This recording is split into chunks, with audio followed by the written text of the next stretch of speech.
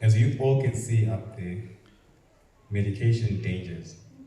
So before I actually get into the presentation, I want to find out how many of us really are on medication, drug medication, that is. Okay. You know, when Auntie Wesley said in the morning that in my mind, I'll be saying she's doing something wrong. Actually, to be quite precise, I'll be saying you're doing something right but the wrong way. Because in so many instances, we do right.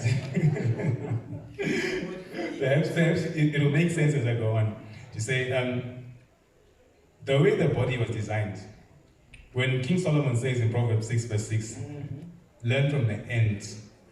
When he looked at an ant and he saw how, the ant is doing whatever it's designed to do. So even our bodies were designed to do what it is designed to do. But if we do the opposite of what our bodies were designed to do, then we're bound to have dis-ease. So we're just used to saying the word disease, but it's a compound word, dis and ease. There's no ease, there's no balance. Once our bodies go out of balance, and because we're in this world, the world has got a way of bringing out a lie and making us believe the lie. So now, once things go wrong and we rush to the ways of this world, the healing ways of this world, which are not of God or do not have a godly foundation, then we become dependent upon things like medication and drugs. And so the name even just says it, drugs. But so often we want to attack those that sell what is deemed illegal drugs on the streets, but not knowing that even these drugs are in somewhat also not good for our bodies, but they're legalized. So now this is a very difficult presentation, beloved, but then it must be, the truth must be told. So I'd like to start with the verse, John 8, verse 32. If you all turn the Bibles to the book of John, chapter 8, verse 32. It's one of my favorite verses. Also a very common verse. And it says, ye shall know the truth, and the truth shall set you free. Free from what? Free from the lie. So, first point of reference, our first bus stop, counsels on the administration of drugs. Now, this is from our very own prophetess, beloved. And the Bible says, believe your prophets. So, quite frankly, believe what this lady was saying. Seldom needed. Use them less and less. Drug medication, as it is generally practiced, is a curse. It's a curse. Educate away from drugs. Use them less and less and depend more upon hygienic agencies. Then nature will respond to God's physicians. Pure air, they are the physicians. Pure air, pure water, proper exercise, a clear conscience. And you see, the way the world has been designed is in such a way that it is against all these things. In place of exercise, we've got comfort, technology, and convenience. We've got internet banking. No need to get up and go to the bank. We've got WhatsApp and Facebook and stuff. No need to go and buy birthday cards or thank you cards at the shop. We've got 24 hours television to make you sit on the couch. So all that is against exercise. Pure water, even a very own tap water, beloved, is being contaminated. And it's convenient to just go and turn the tap on and get water, not to walk for 2 kilometers to go to a well and fetch water. And then pure air, exhaust fumes, industrialization. We're living in the cities, looking for jobs in firms. I'm not saying what they're doing is evil or anything, but it's a system that we're in. And then even sunlight. Now we've got all types of sunscreens, we're always indoors, and an office job is the most fashionable thing to get. So those who persist in the use of tea, coffee, and flesh meats will feel the need of drugs. But many might recover without 1 grain of medicine if they would just obey the laws of health. Drugs need seldom be used. And this is from Councils on Health, page 261 in 1890. So I sometimes pose the question, what's the difference between somebody who sells drugs on the streets and a pharmacist? What's the difference?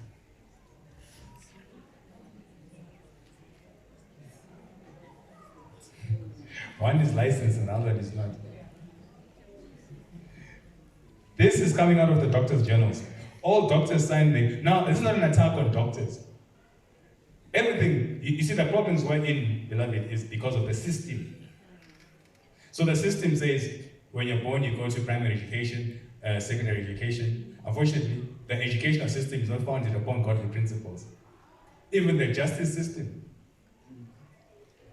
If homosexuality is going to be legal, and you're a pastor, and homosexuals come and say, officiate a wedding, if you refuse, they've got every right to sue you.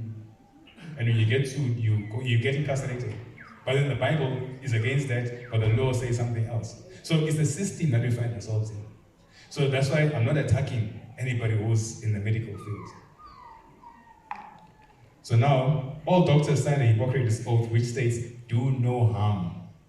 Yet they now administer many harmful drugs and treat the symptoms and side effects with yet more drugs rather than discover the root cause of many ailments. Hence, it is always wise to go to the root cause. If it's smoking 20 cigarettes a day, there's no remedy or herb that is going to cure you unless you stop smoking. Even if there's a strong, so-called strong herb or whatever, but then you cannot take that herb or whatever it is and continue also with the things that are harming you. And that's what we so often do. It's only because a lot of the things in this world are addictive. So it's difficult to let them go, and yet you still want the healing. So quite often a healthy, balanced diet and light exercise could be the answer. But doctors have become accustomed to dishing out drugs and are encouraged and bribed to do so by the profit-hungry pharmaceutical companies, and not given the time they need to spend investigating each individual symptoms and signs. This does harm. Now, it is also the way they were trained, the system, the educational system in which they were trained. So what we're learning here in the church institution is something that comes from God's foundation. The foundation, the basis is God, godly foundation. And then what we then learn as science in schools, the basis is evolution, anthropology. So that's what we have now today as the allopathic medicine field versus the naturopathic, which are like two total opposites. It must always be remembered that rodents, which is rats, isn't when Google things, they say tested on rats and they found that the rats exhibit, they respond well to this, whatever it is, product or, is that not so? Yeah, we depend so much upon Google. Now the Bible says, believe not every spirit, but test them. So then it must always be remembered that rodents are not human. Sometimes what works for them does not work for a human being. Testing products on rats and mice does not mean the drugs are then safe to be administered to humans. Without substantial and exceedingly lengthy human trials, there can be no certainty that synthetic drugs are a healthy alternative to natural foods. Hence, we've got what is known as God's natural pharmacy, where you don't find prescription tablets. Now, we should ask ourselves questions to say, how then do we buy our vitamin B's, vitamin C, calcium, magnesium? How do we get them in tablet form when God has made the food with those things? Where do they get that calcium and magnesium that they make to become capsules? Have you ever asked yourself that question? Sea salt, when it comes straight from the sea, it has got iodine. The one that you buy in the shop is iodated. So how is it iodated when salt comes naturally with iodine? Then when you've got hypothyroidism, they give you iodine tablets. Where did the iodine come from? The sea salt, not the one that is bought in the store. The calcium and the magnesium, majority of the world drinks cow's milk, yet 99% of all the people with osteoporosis, which is a disease of the bones as a result of calcium issues, comes from people that drink milk. So that now, where are they getting the calcium and the magnesium to add in the tablets? From the plants that we're rejecting. So hence, everything is just twisted and upside down. So now the word toxic originated in the mid-17th century from the medieval Latin word toxicus, meaning poisoned. From Latin toxicum, which is poison, which was derived from the Greek phrase toxicon, and in brackets, pharmakon.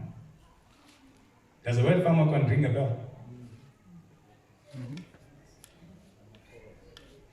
So, which means poison from arrows, from toxon or toxic now means containing or being poisonous material, especially when capable of causing death or serious debilitation.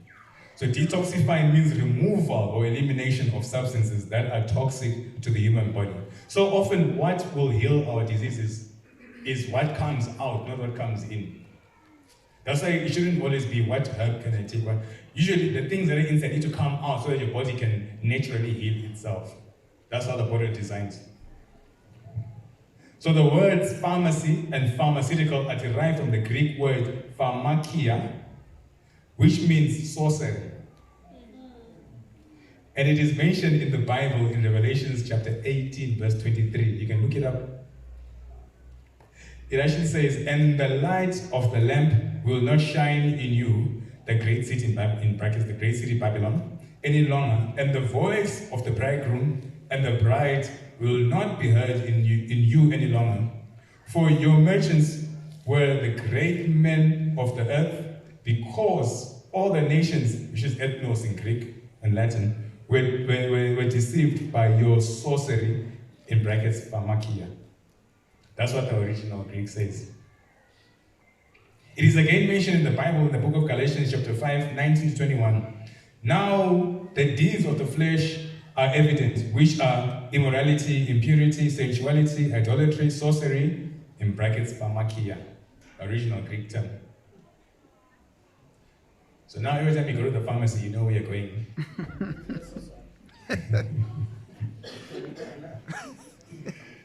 So here are statistics. Global pharmaceutical sales reached $1 trillion in 2014 and will be booming to $1.3 trillion by 2018. And a third of this entire multi-billion-dollar market is controlled by 10 of the largest pharmaceutical companies in the world.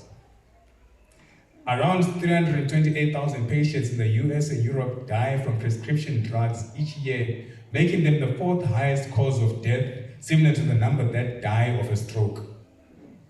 Prescription drugs alone, fourth highest number. So educating yourself about the possible dangers of a medication is the answer, and never be scared to air your concerns before the side effects become serious. Find out the health risk. So now what I'm saying, beloved, please don't get me wrong, I'm not saying now when you go home throw away your medication. This is when the Bible says you shall know the truth, and the truth shall set you free. This is where now you really see the need and how important medical missionary work is, and the health message, which nowadays in the church is now something, it's now almost like an insult or a swear word. If you try and mention health in certain churches, it's now, you get dismissed. But then now when the Bible says, love not the world, neither the things of the world. You know, the Bible is not just a light verse, that's actually very, very deep and powerful. The more we love the things of the world, the more we go against godly principles.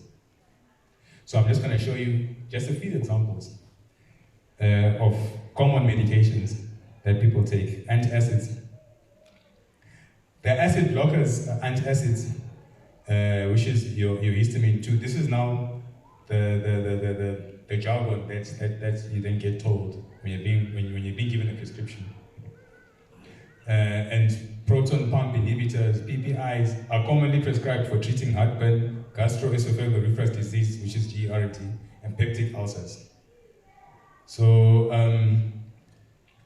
I'll just jump to the last paragraph. Both proton pump inhibitors, PPIs, the most potent of acid-reducing medications, are increasingly popular. They reduce stomach acid production by up to 99% by decreasing the action of proton pumps, which are part of the stomach lining's acid-making machinery. This, however, can strongly interfere with the nutrient absorption. So then now, the actual medication will interfere in nutrient absorption. And when your body does not absorb enough nutrients, that's what the body needs to survive. on a daily basis. So nutritional deficiencies will then lead you to then be prescribed nutritional supplements. So then one thing will lead to another. And then from nutritional supplements, that will then now lead you to now do something else as well on top of that. So the root cause of why perhaps you've got too much acid or too little acid should be ascertained. And you find in most cases it's always things like the diet and lifestyle as well. Antibiotics can cause an overgrowth of pathogenic bacteria and yeast in the intestines, which can lead to leaky gut syndrome and ulcers, as they also kill off the beneficial bacteria, upsetting the fragile balance of intestinal flora. Something called intestinal flora is we have good bacteria in our intestines, which makes up about 70% of the immune system. So taking antibiotics will kill everything, the bad and the good, and then also put you at risk of ulcers. So these are just a few examples. Antidepressants, because now depression is a serious issue nowadays. People are killing, especially suicide. And the highest, they say mainly women are the most depressed, but men are the ones that are killing themselves the most when it comes to depression. So depression, we're now in a depression pandemic. You know, it's just a society, or the world today is just depressed. And so for antidepressants to work optimally, an ongoing supply of the B vitamins must be available as cofactors to help manufacture the needed neurotransmitters, such as serotonin and dopamine. Those are the feel-good hormones or neurotransmitters, chemicals in our brain that make you feel good, feel happy. And then when you're sad or you're stressed, there's so much cortisol. So while these drugs may not directly deplete B vitamin patients on these medications should ensure they consume foods rich in B vitamins. Most of the many drugs prescribed for depression are not only harmful, but highly addictive. So now, if you try and escape depression through taking drugs, now another problem will be created, addiction. And so these drugs mock the reuptake of removal of serotonin by nerve cells in the brain, thus leaving more serotonin to bind to the receptor sites. This has been shown to affect mood and behavior. So now, from then taking too many antidepressants, you will start having mood issues, and the next thing, bipolar or schizophrenia. And then it even says that a lot of people who take antidepressant drugs end up having suicidal thoughts. So these are all the side effects and contraindications. Unless if you deal with things or deal with issues the godly way, that's where the last T, trust in God, when it comes to matters of depression. That's where now the Bible will say, love not the world. Be not conformed, but be transformed. I don't think of the disciples and how they all died. They all died painfully. They all went through the worst of stresses that today, if we were to go, like Job, for instance. Job could have been very, very, very depressed. In today's world, he would have been one who will be popping all types of antidepressants, perhaps even alcohol and smoking marijuana because of all the stress. But then when you learn to lean and trust in God, and when you learn to take God at His word, then you can face anything. You can become an overcomer, a conqueror. But today's world is against all that. It's against us becoming spiritually strong and depending upon horses and chariots, I would put it that way. So there's all types. I want to jump straight to the one for cancer drugs. When an individual is diagnosed with cancer and chemotherapy is suggested, they will be advised about the serious side effects this treatment can cause. Chemotherapeutic drugs have to be powerful enough to kill rapidly proliferating cancer cells. But unfortunately, healthy cells are also killed. That's the downside of chemo. So the rarely discussed hope with chemotherapy is that it kills the cancer before it kills the patient. Side effects can range from appetite loss, hair loss and weakness, to blood in the urine or stools, high-grade fever, severe pain over the chemotherapy infusion site, vomiting, diarrhea, and difficulty breathing. This is the body's reaction to being poisoned, and chemotherapy is known to kill a significant number of cancer patients. But often, this is the interesting part, the death certificate will say they died of cancer, not the drug that poisoned them. So that's why, what is the best thing to do? Follow the 8 health laws and avoid. And not to just indulge and then say we'll cross the bridge when you get there. And the last one I'll actually just focus on is diabetes. You know, diabetes is now it's number 2 when it comes to the highest killers in the world. And in KZN alone, the last statistics say that in KZN alone, 1.2 million people are diagnosed. Now, if it's KZN alone, what about the entire South Africa? The last statistics say 6.5 million people in South Africa. And that's a whole lot of drug medication. And so there's different types of diabetes. That's why if somebody says you're suffering from diabetes, which type? The most common type is type 2, which is insulin resistance. And that is the one that is mainly lifestyle. And so oral, hyperglycemic, metformin, these are the most common drugs. These are the most common drugs. Vitamin B12 and vitamin B9 depletion also increase. You know, the more you take these drugs, vitamin B9, vitamin B12, even vitamin B3, B1, they get depleted because they burn these vitamins in the liver. The liver stores these vitamins. So now, liver damage has also been linked to metformin use. In one study, metformin-induced hepatitis was seen in cases of persons taking 500 milligrams of metformin 3 times a day. The liver gets damaged. So in 2008, it was found that the natural plant alkaloid known as berberine is just as effective and much safer than metformin. And you find berberine in some of the foods, especially the herbs like golden seal, and some of the foods that we eat. But then because we're not really, the more we become more artificial, we eat more of artificial foods and not natural foods, the less we have of these substances like berberine, vitamin B, B12, B9. Even if the world says that you can only get vitamin B12 from animal sources, there's plant sources of vitamin B12. And the body manufactures some of these vitamins. And when it comes to B12, the liver can store vitamin B12 after 3 years. So B12 deficiencies are mainly common in people that take drugs and alcohol, because alcohol is another substance that kills B vitamins and nutrients and substances. Nutrients, whether it is in your stomach or it is in your liver. So this presentation is actually very long, but then I just made it short so that at least we can have an insight.